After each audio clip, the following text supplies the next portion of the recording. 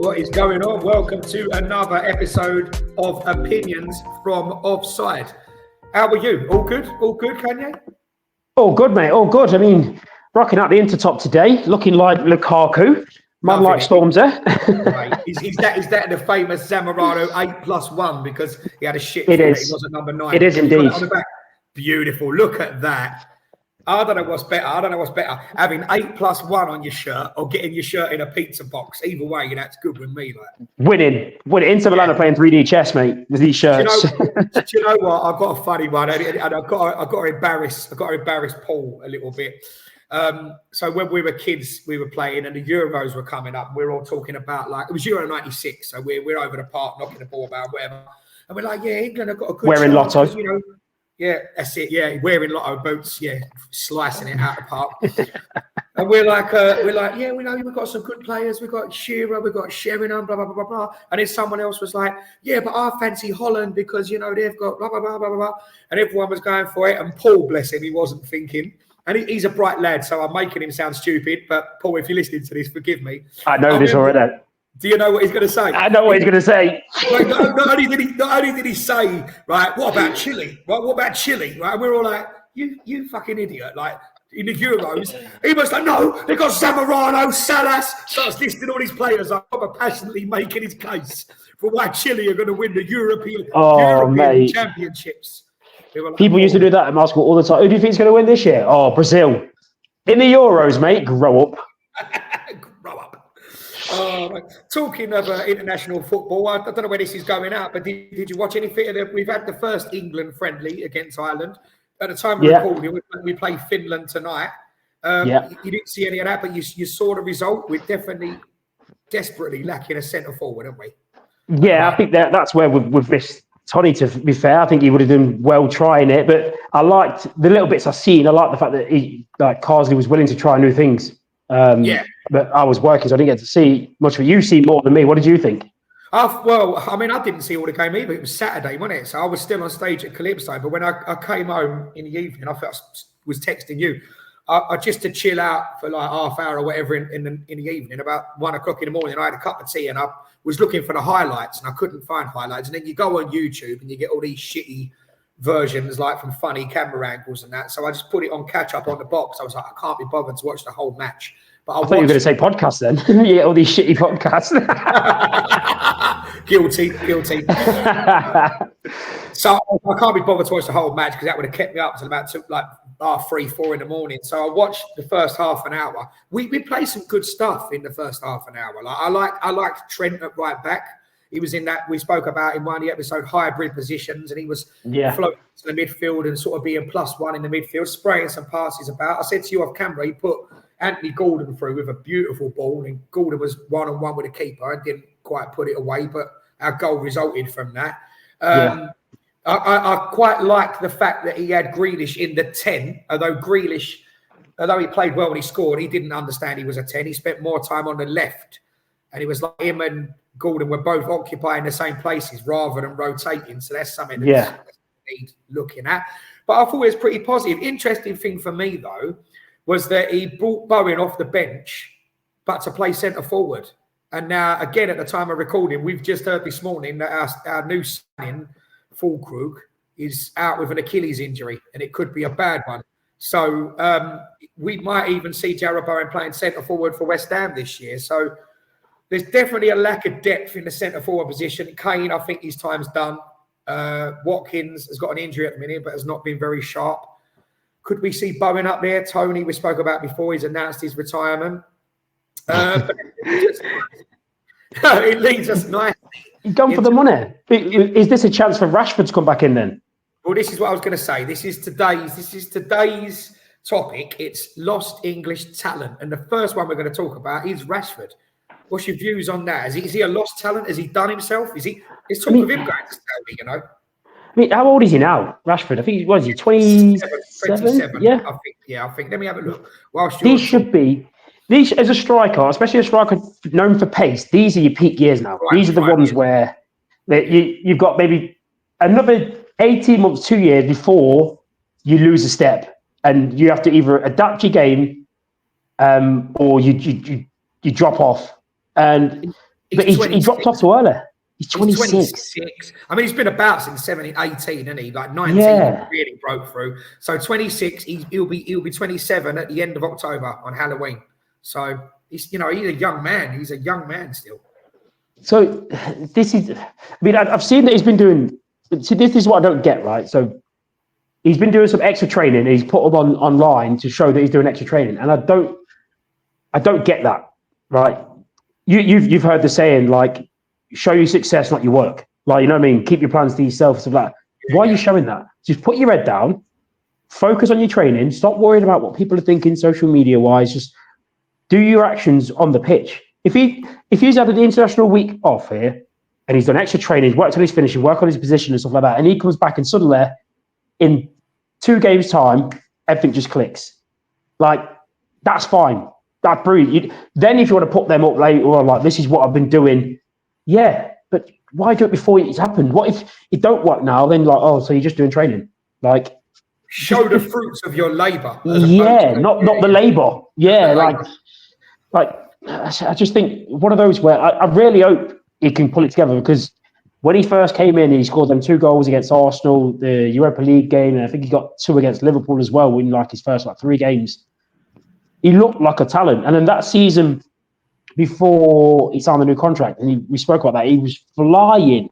He carried that United team, him and Bruno, and then he just went, right, got a new contract, I'm on 300 grand a week. I've had enough. And that's what it felt like. So if he carries on the way he's going, I think he will be one of those who is classed as a lost English talent. Like, let me ask you, what has gone wrong for him? Because he's got everything. He can hit free kicks.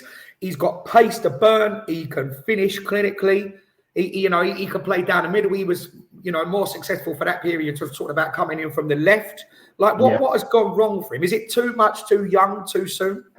That sort of money. Where's the motivation? But then there's other players that have had that sort of money that have the personality to just keep their foot on the pedal and keep their head down. What's gone wrong with him? It's not injury related particularly, is it? No, I don't think it's injury. Maybe it's. See, you know what the mad thing is? I wouldn't even say mindset, just because he doesn't seem a weak individual. Just from the stuff you see and the conversations you hear about how people speak about him, he doesn't seem like if you look at Ravel Morrison, for example, you could tell he has that mindset to just, I can focus 2 weeks and right, I need a blowout. I can't be doing this, or I get away from it. Similar to like an Andy Carroll sort of mentality.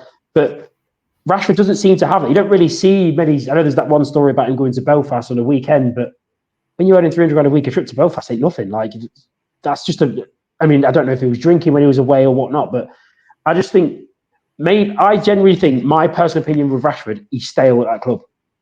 If he went to another club where, he's been there since what, 7, 8, 9, like, I tell you what, go somewhere else. Maybe go to a new culture. Maybe go to somewhere like Italy or Spain or Germany. To me, if I'm Rashford, looking at the success of some of the English players, Bellingham, Sancho, Byron Gibbons, all in Germany, Greenwood at Getafe. He's gone. Where's he now? Is he in France now? He's on Marseille, is there? He's on Marseille now. I think he's at Marseille now. Just go abroad. Go somewhere brand new where you being Marcus Rashford is not what's getting you in the team. You are there. You can play left midfield, left wing and striker. You need to perform. You don't know the culture. Try something new. Get yourself out of your comfort zone. Maybe that will force you into focusing on what you're doing. I don't know. That's if I was a Marcus Rashford's advisor now, I would say to him, we've got an offer from Seville, Girona, Dortmund, even Bayern. Like, just go somewhere new. Like, if Bayern were about getting rid of Kingsley Coman, he's a very similar player to Kingsley Coman. Just not at that level, I don't think. Just go somewhere new. Like, your career's short. Imagine spending all your career, like, no offense to Phil Jones, but doing the last 3 years of Phil Jones, just barely in the team. Yeah, I was going to say, do you think he's got? I mean, he's a Manchester lad. Do you think that he wants to be a one club man, like a Giggs, like a Neville? Do you think that's what he wants? I would say no, because when he had that good season and PSG were talking about him, there was none of this. They said, I'm a Manchester lad, I'll stay here as long as Manchester United want me. There was none of that. No. And it's hurting him now. It's hurting him now being there. Yeah, I think it's affecting him now. But you see that a lot, don't you? We touched on it in another episode. Could it be that off-field distractions? Like, it was very noble and very lovely of him. Of course, you know, you've got to give him his props for what he did with the school dinners for the kids or whatever. But has he got so much going on outside of football that he's taken his eye off the ball? Could it be that? I think two things I look at with that. With the money he's got and how we set it up, he can pay someone to do that for him. He can still be the face. He can pay someone to do that for him. Absolutely. And that's what it should be. Brilliant from him. Different during COVID, right? Because you're looking for things to like occupy yourself and occupy yourself. But yeah, as soon as the football came back, that should have been passed over to someone else. So yeah. But then on the flip side of it, and it sounds bad to say, he's a footballer. He should not have had to do that. The money that our government is paid to do, and you can't even afford to feed the kids, and all the stuff they're doing. Like, fair play to him for seeing an issue, but I think in a way as well, he's glossed over. Not glossed over. I think he's helped the government hide the fact that that's the job that they should have been doing. That's the whole thing about it. I think is ridiculous. I mean, we've spoke separately about my thoughts on school education, and you should be taught basics in finance, you should be taught tax, you should be taught politics. Practical things that you use in life as opposed to... I think the fact that we teach religious studies in schools is ridiculous. Like, listen, if you want to learn about people's other religions, that's great. Just why are you trying to give something that's not interesting to a lot of people, pushing and giving away to segregate? Like, listen, don't worry about religious studies. Do you want to do a study about that? Then we'll do that. But if not, why are we not doing basics of taxes and finances and stuff like that? I don't understand. Totally agree. That's brainwashing in the school system. And the thing about the school system is it's set learning, right? You can't take a monkey and a fish, and today's lesson is climb that tree. You know what I mean? Because then that makes the fish dumb by that logic. But when tomorrow's lesson is swim across that lake, the fish is going to do better than a monkey. You've got to find each individual's personality and their skills and nurture it. But I guess that's a conversation for our opinions on politics. Podcast coming soon. Starts next week. Starts next week. Yeah, we might get more listeners on that one. But yeah, it's a shame with Rash. It's you know what is? It's a funny one. Obviously, Greenwood was the architect of his own downfall with what went on there with the old allegations. You know, Sancho's another one. Like he's wasted himself. He was tearing it up in Dortmund, wasn't he? He's come over to United. He's not really kicked off. We had a chat off camera about McTominay. Seems to be really starting to excel now. He's gone to Napoli. Like, is United the problem? Is Man United the problem? Is it you're in such a fishbowl because they're such a big club? Is it extra pressure? Is Man United the problem for these players? I mean, there's two ways you can look at that. I mean, if I am to play devil's avocado on this one, yes. Love what if, avocado. So if you think, say you're saying that Man United might be the problem, what if Man United is the reason? So maybe these are average players, but because of United's surroundings, the mentality and how they produce things, are they making average players exceptional because of the situation they're in? Do you mean because of the training and the education they've received, or because of maybe because they're in a big club and there's certain expectations. So when they go to another club, those expectations are not there. Are they then slacking off, or is it because of the coaching, the processes, and all that sort of stuff? Is it the difference in that when they go into another club that it's not at the level they're expecting, which is causing them to go from this standard to that standard? Are they just a product of their surroundings rather than a product of talent? Yeah, but it's not working for United because they're not in a good place at the minute, are they? Do you know what I mean? Like this, like I can understand, like under the Fergie days when everything was like drilled and militant, and he wanted them to conduct themselves a certain way, dress a certain way, act a certain way, you know, play a certain way, have this like us against the world mentality where they were winners. Like that's not in their lifeblood anymore. So it's an interesting thing. So you just to move on from Rashford a minute, because it is a shame, and he does go at the moment. He does go in today's subject, he does go down with the label as lost English talent. You think the way, and I'm inclined to agree, you think the way for him to resurrect his career is to take a move away from the club and maybe even the country, go to a different culture and start again. Absolutely. I mean, if he wants to be a United, like I want to be known as like Man United through and through, no one's going to be. If he went to Liverpool, I completely understand where he tarnished his reputation. If he went to City, I can understand that. Maybe even Arsenal, just because of the rivalries that they had when he was growing up, that would be different. So there's top 3 teams that you can't really go to. But then, would he get in any of those teams? I don't think he'd be anywhere near Liverpool, Arsenal, or Man City's strike force. So then, who are you looking at? Would you go to Spurs? Because how his career is going, it's very much Spursy at the minute. All the talent, but no end product. Who do Arsenal have on left at the minute? Martinelli, is it? Martinelli, yeah. And they've just got Sterling, and they have Trossard that comes on that side as well. That's a funny one. That Sterling signing, isn't it? I think it's a good signing. I think it's a great signing. It is, but it's a funny situation. Like we spoke about it before. Like we spoke about it on another episode. Chelsea are paying 65% of his wages as well. What I'm saying, that's what the funny thing is. He's like 300 grand. Like he's on a week, and they're paying 65% of that to oust him from the squad. That's what I mean. I don't mean in terms of Arsenal taking him, like on loan, but just the structure of that deal. It's like they're so desperate to get rid of him. It's like he's like shagged someone's bird or something. So it is like he's done something, but like again, I think I said this when we spoke about it before. I genuinely think this is a Maresca. Listen, I'm the boss. Like who's power move. I think so. I mean, look at the things that are happening there. Now apparently the owners have fell out, so they're trying to decide how to buy each other out. Like, mate, that's a subject for another day. Like, what is going on there? Like, neither want each other involved in it, and like one of them is going to have to buy a big old check to get rid of the other one. But neither wants to go, and they're both talking about being here for the long haul. There was talk of investing $5 billion. Right, over a certain amount of time, because they think that in 10, 15 years they could sell the club for 15 billion. Like, it's just bonkers. Like, they're learning on the job. Like, Bodie's even said that. Like, I've come into the workplace and I'm figuring out as I go. So I'm trying to learn the environment. And that's crazy to me. Someone like Bole, who he's a successful man, right? Okay, he's a successful man. What do successful people do?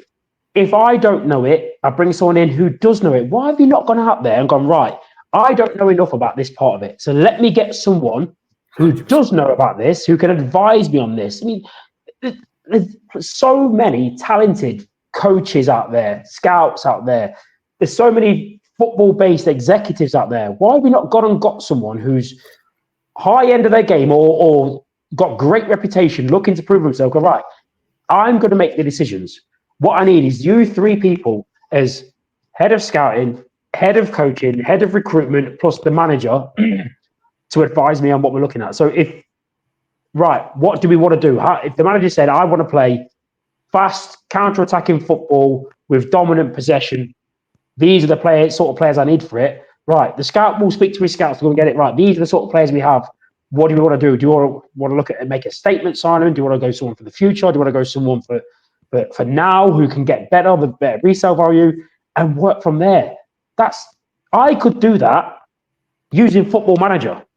So why is someone who's can, in fact, not even invest money? If you can waste 35 million on lost English talent Danny Drinkwater, and like that's crazy.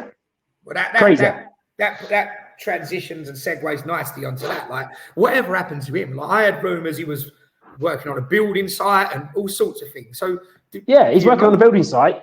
But if you go on, there's a podcast he did, and basically he says the situation he says on the podcast, what made him sort of lose interest is when he went on loan to Villa, right? So he went on loan to Villa, and they were playing Leicester, and he thought, right, I'm on the bench, but this is where I play. This is where I enjoyed to play. I enjoyed playing at Leicester. He had a good midfield around him. He had Kante in there. He had won the Premier League. Won the Premier League, And when he went back to Leicester, he was like, all right, I'm on the bench, but I can't wait to get back out there. This is where I played. It's like, let me show them. Like, he had that little, when someone falls out of love with something, and then suddenly there's just a little flicker. You think, oh, you know what? This could be the thing that puts me back into it. And he said, never even got on, never got asked to warm up or nothing. And he was like, that was where he just sunk. And then the reason why he works on the building site, he don't need the money. He does it because he enjoys it. He's basically, from the conversation he's had, he enjoys that. And I think maybe the pressures of playing football for so long, doing the training and all that, and then having hit at that success, to then find it hard to replicate it at Chelsea, not rather than being the machine that gets the team ticking, to being just another player that will play whenever we want you to play. Maybe that's what lost it for him, and he just had enough, and now he's just happy doing what he does. Fair play to him. Like, if that's what you want to do.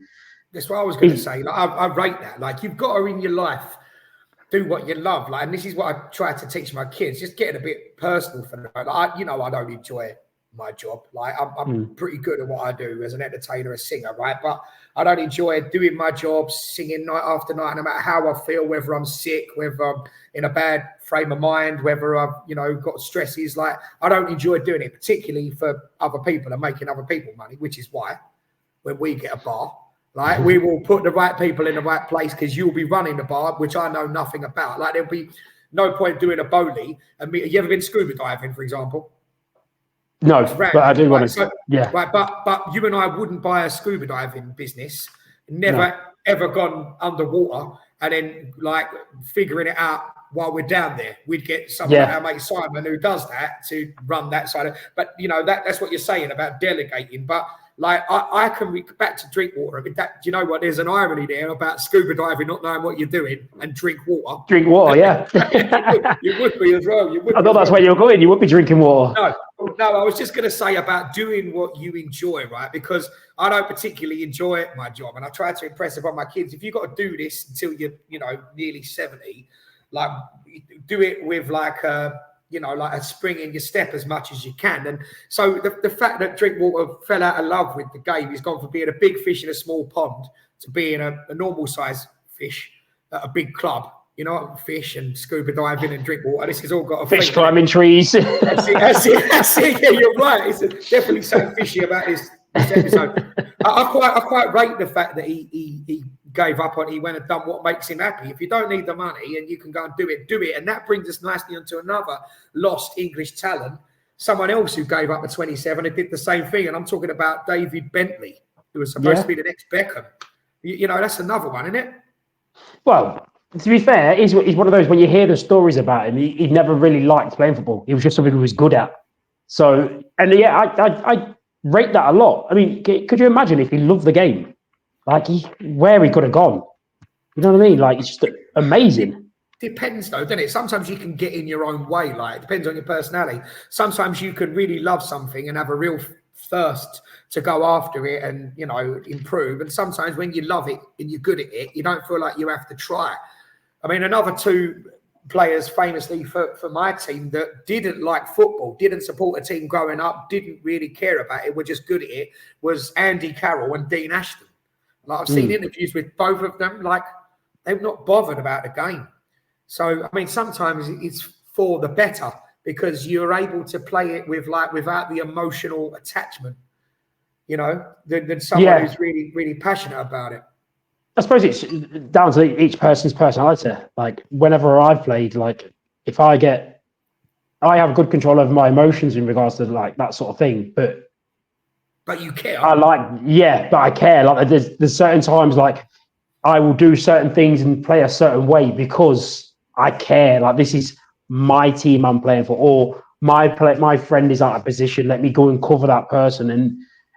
But then again, I suppose what you're saying is, without that emotional attachment, you can look at it as a job and you can be objective for how you look at things. So with Dean Ashton, for example, he was such a good player. Such a shame with his injury, but maybe he had that methodical part of his head where I like to have the ball, but I know I'm better through the middle. So there's no point me going to try and play, similar to what Haaland does.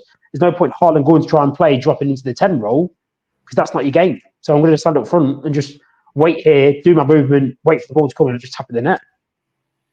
Do you think he would be as prolific in, like, let's say, like a like a team that like would he take West Ham or take someone like like if he was in that Southampton team, would he be giving you the same returns, Haaland? I don't think so. You mean in regards to goals, or you mean in regards to conversion? Goals. I think if you looked at goals, no, because I think he would probably get more chances with Man City. But I think if you looked at conversions, I think he would give you a similar conversion rate, because all through his career, from after he left, in fact, no, when he was at was it Molde? I think was it Molde he went to after? I think it was Molde, then Leipzig, then Dortmund. I think from Molde, his chance conversion rate is very similar. It's very high. So I think at a team like Southampton, I think what you probably get him, I think there'd be more pressure on him, and he looks like the sort of person that would rise to the occasion for pressure. So if he knows I'm going to get half a chance a game, I think he'd have that mindset of, right, I need to take it now. And I think he would rise to that occasion. Just looking at how he speaks, how he conducts himself, I think he would rise to that occasion. I think he would get a similar conversion rate, but I don't think he'd get near the goals just because of the chances. If Man City, he'll have 6 shots a game, which is high for that level. Really at Southampton, he might have 2, and I think he'd get 1. So I think the whole England team had 6 shots against Ireland the other day. The fact that he gets, I always said he is a robot, he's a machine, he's brilliant, right? But I always said it's an Andy Cole situation with him, isn't it? He has that much service and that many laid on. I think Cole was a better all-round player, if I'm honest, just because Cole could do more. Andy Cole's finishes, this was before the yoga and the athleticism of the players. The goal against Spurs, your team. Shut up, you. The goal against Spurs to win United the league. Let me just say, I've been called Millwall and Spurs this week, so let's get this fucking straight. The goal against Spurs where Ian Walker comes out and he gets his foot basically head height to loft it over his head to win the game 2-1 for the league title. I think that's just such an underappreciated goal, because I don't think many people at that time could do it. And I think what Haaland's doing now, for Ronaldo, I don't think many other players could get near his conversions and the positions he puts in. It helps that he's 6'3" and he's lightning quick for someone that size. Bigger than that, isn't he? Bigger than that. I'm sure he's 6'3". He's just a unit of a man. He's built to be an athlete. He could pick any sport and just do it. American football, rugby, I think he'd be brilliant at it. Basketball. Let me give you a quick fun question, right? In this current Man City team, with the chances they lay on, if you had AI and you had some sort of chat GPT simulator, imagine if that. I'm trying to find it now. Who would score more goals in a season from the chances created? Erling Haaland, Andy Cole, or Cristiano Ronaldo? If they were all in that position over a season, let's just go, a certain amount of games, from the chances that come along, who bags the most? Who's the bagsman? Same chances. Yeah, exactly the same. Just want to know who's the bagsman. Ronaldo. Yeah. Purely because maybe in 10 years' time might be different, but Ronaldo has the numbers to back up the stats. He scored 901 career goals. It's ridiculous. Ridiculous. That's ridiculous in any amateur football. He's the best goal scorer ever, isn't he? And like he said himself, you can see all my goals on YouTube. And he was throwing a little bit of shade at Pele there, but it's hardly Pele's fault that most of his goals are not on record. It was a different time, but he is. Whether you agree he's the greatest player or not. Just quickly, I know we're going off on a tangent here. What do you think of the fact that he's 39, still playing for Portugal? Is he being selfish? Is he chasing personal records? Is that the manager's fault? Is it the best for the team? I'm interested. I think with that, who would you?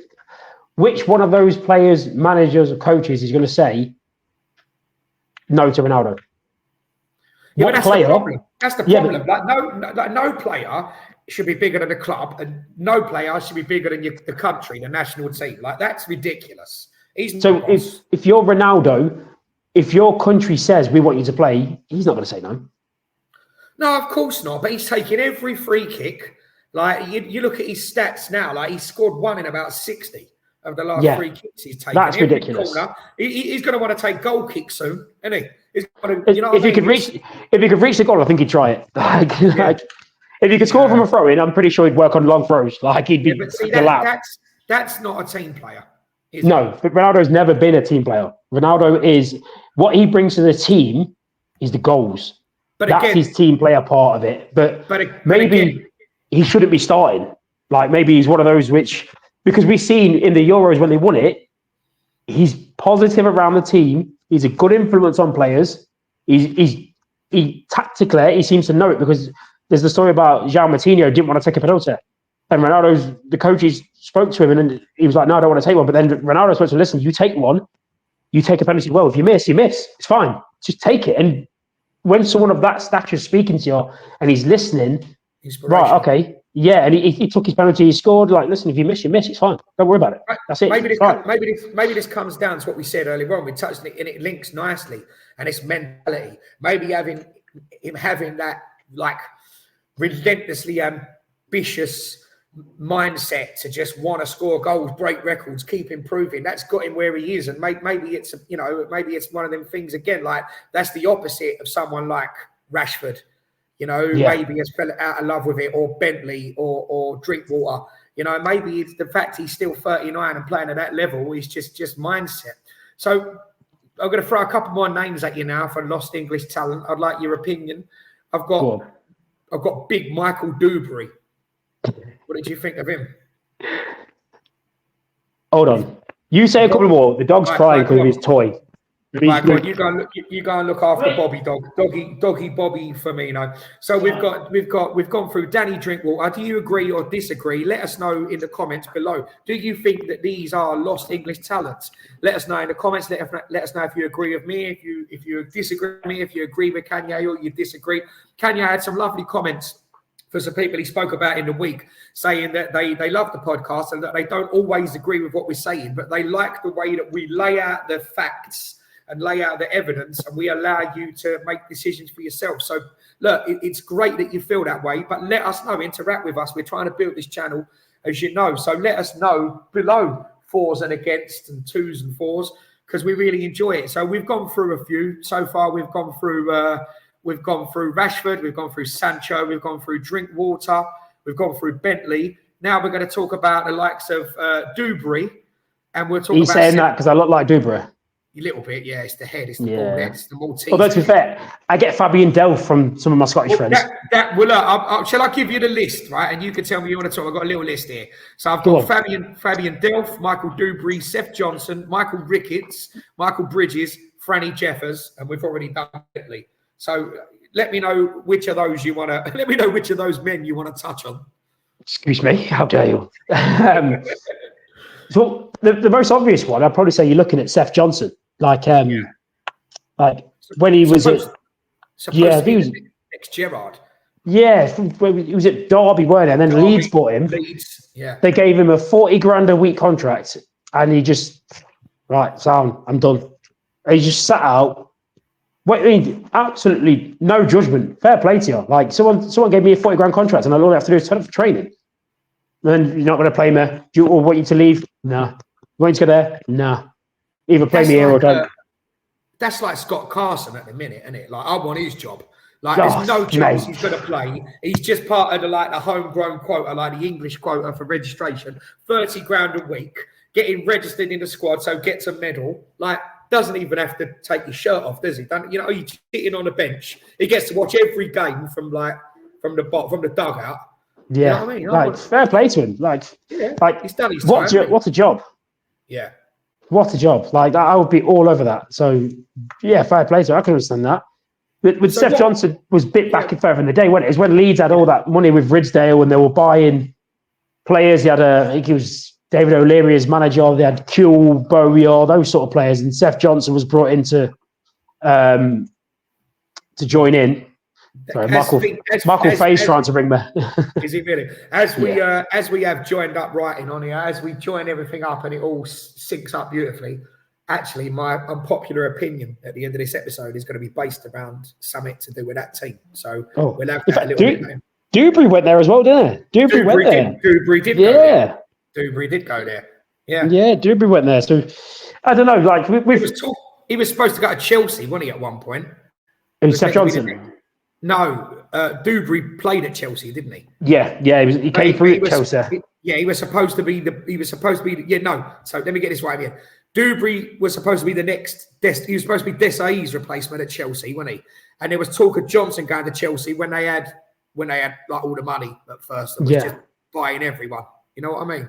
Yeah. So I think with Dubry though, I think with that sort of at that time, the centre backs were not like as cultured as they are now. Like any centre back that could play stood out, and I think it was harsh. Desai was ahead of his time. Like he was just holding midfielder who could play, centre back who could play. Very good covered on the ball. I just don't think at the time England were producing those sort of players. So when Rio started doing that, that's why he looked like a star. So I think Dubry was one of those. I think he was this is all going to be really pertinent to my popular opinion. So I think with that, I think what we've got to look with Dubry. I think Dubry was one of those where, tarnished by one of them. Oh, he's the next Messi, sort of thing. I think that's what I think he hit as high as he was going to hit for his ability. Seth Johnson was different. I think he was sort of. He got his big contract. He knew he had a 5-year, 40 grand a week contract, and maybe took his eye off the ball and never got it back. Michael Bridges was brilliant. I thought he was good. I think his was injuries. Element player Bridges was. Another one went to Leeds. Like, we're not with Leeds here. There's a Leeds thing. Did Delph play for Leeds as well? I don't know about that one. Yeah, no. Maybe. There's a sort of Leeds and Bolton sort of undertone to today, and then the next one I'm talking about is Ricketts. He was banging the goals in for a little while. Even got an England call up. Yeah, I think with Ricketts, I think he was another one of those where when you see certain players do well for certain teams. I think Bolton was the perfect team to bring out the best in him at the time with the players around him. He wasn't asked to go and get involved in outside the box play because he had Djokovic, Kocha, Nolan, Stelios Giannakopoulos, those sort of players to do that sort of work for him. And then I think that brought out what he needed to do. He was the big bully boy for the middle to push the centre-backs back, who could allow those players to play. So, yeah, I think he did. Freddie Jeffers was a waste. Freddie Jeffers. Would you say, just before we move on from Ricketts, would you put him in the class of lost English talent? Who, Ricketts? Yeah. No, I think he found the team that brought out the best in him. I think he hit the heights he was gonna hit. I think that was, if anything, I'd probably say he probably overachieved a little bit for his ability. He reminded me very much like Ricketts was similar to a Ricardo Gardner. No, not Ricardo Gardner. Who was the Ricardo Fuller at Stoke? Fuller. That sort of player. Yeah. I think he hit Leroy Lita. See, I think Leroy Lita had. I put him as a wasted talent because he had that clinical finish about him. He could go left or right. He was fast. I mean, when he left Reading, he didn't really do anything.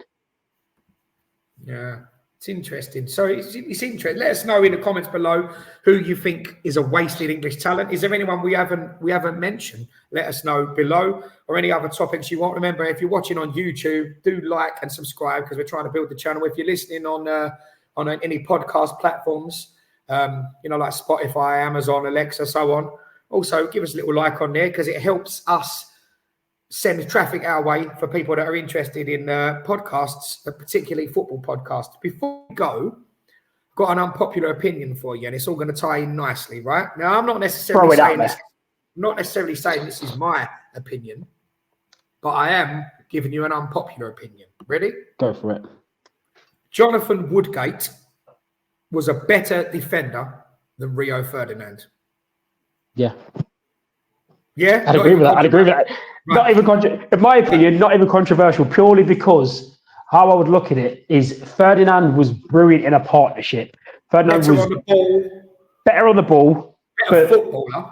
Yes. But as a defender, I would say Woodgate was better. I mean, I know there's talk of Real Madrid wanting Rio, but they got Woodgate. I mean, how do you, on your debut, you get sent off and score 2 own goals and still get a 7? Mad. Like, that's ridiculous. And bar injuries, I think Woodgate without injuries, I don't think he'd have took Rio's place. I think he would have been a threat to Terry's place in the England team. Yeah, see, I don't remember at Leeds how well they were as a unit, a partnership.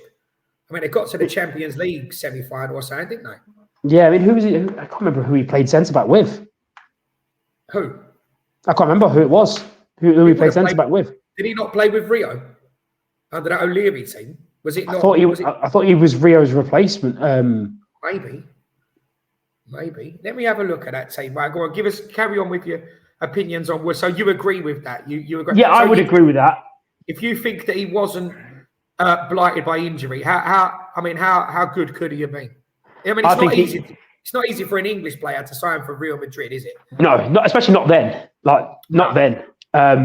I would say he was such a good defender. He wasn't bad on the ball. He was so good. Weirdly enough, you say that actually. I was in the run pack last night, and one of the customers asked the compare, Ash, who's the most famous person you've ever had in the bar? And he actually said Jonathan Woodgate. Like, that's weird that you brought that up. Yeah, he actually said Jonathan Woodgate. Yeah. I think there's another argument that after the whole misdemeanor, let's say, to be politically correct, and Bowyer, with Bowyer, and that Bowyer handled that mentally a little bit better, and that messed with Woodgate's head. I think he did. Yeah. I think definitely that. I think that's probably one of the reasons why he went abroad. Right, just again doing what you're suggesting for Rashford, just a cultural difference, and I mean, you can see it's worked for Greenwood. He's gone away and he's gone new place, new area. I mean, the whole situation with Greenwood's ridiculous, but he's gone away and he's focused on his football. He's not lit the world alight playing there, but he's lit the world enough where teams are willing to pay 30 million for him with a sell-on clause. So, he's done all right, and maybe that's what Rashford needs to do. But I think Woodgate was.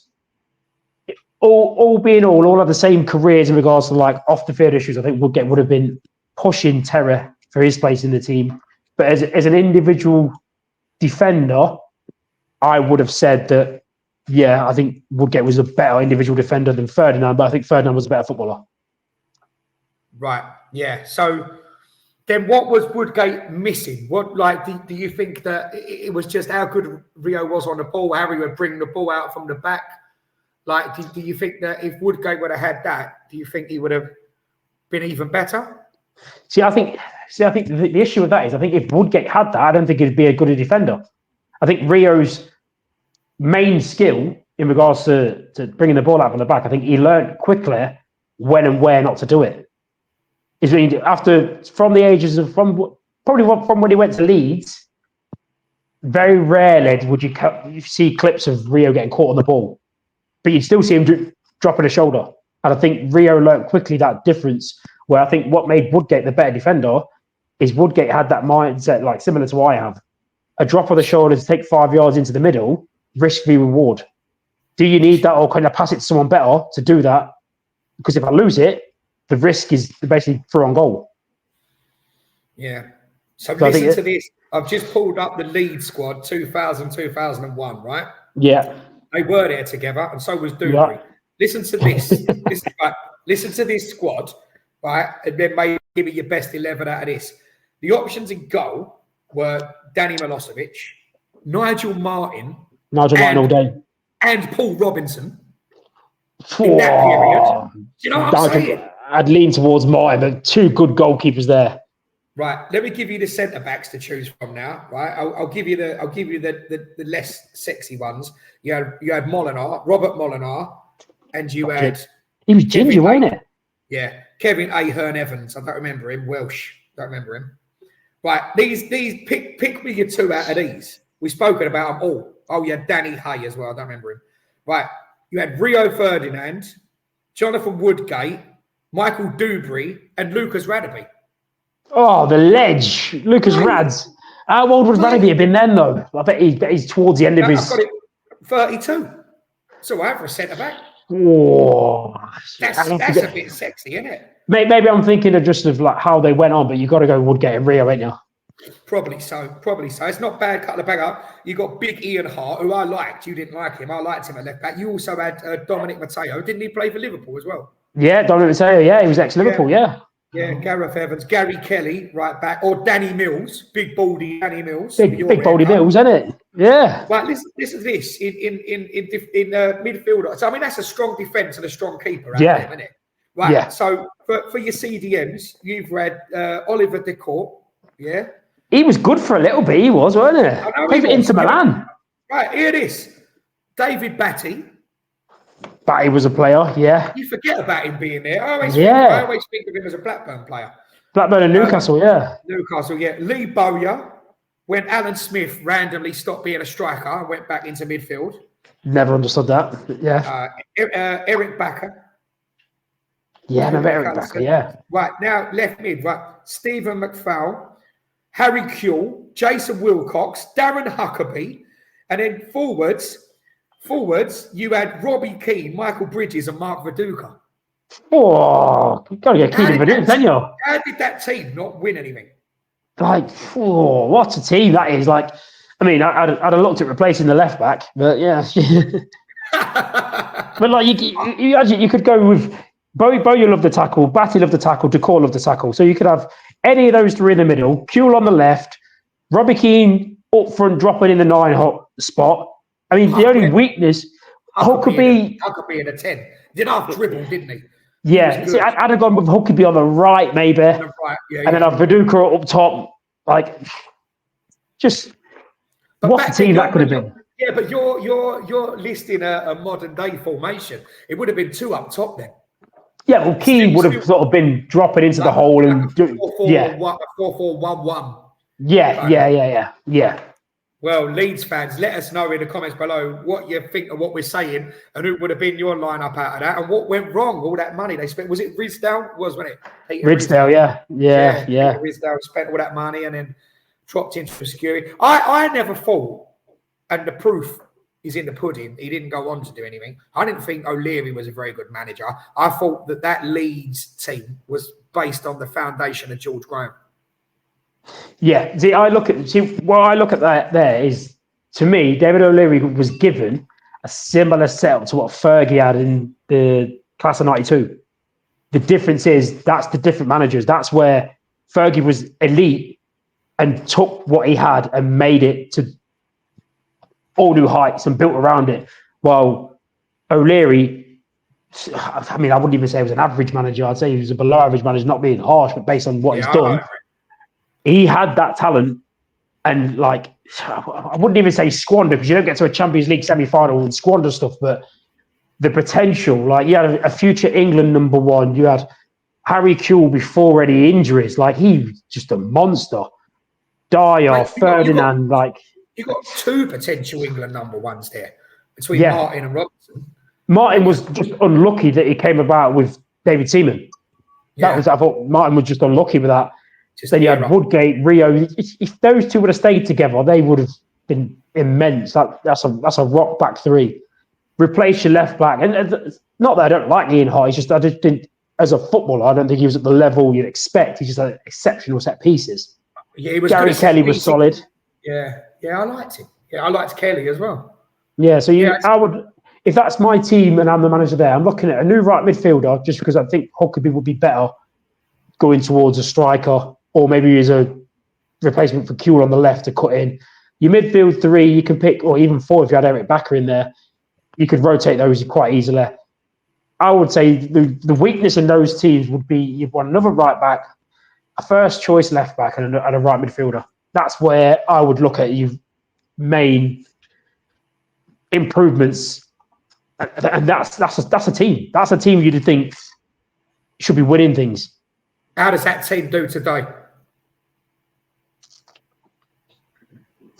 What, in their primes? That team in their primes? Yeah, I'm not saying we're 50-year-old Lucas Vanderby, am I? Yes. I'm pretty sure his knees have gone.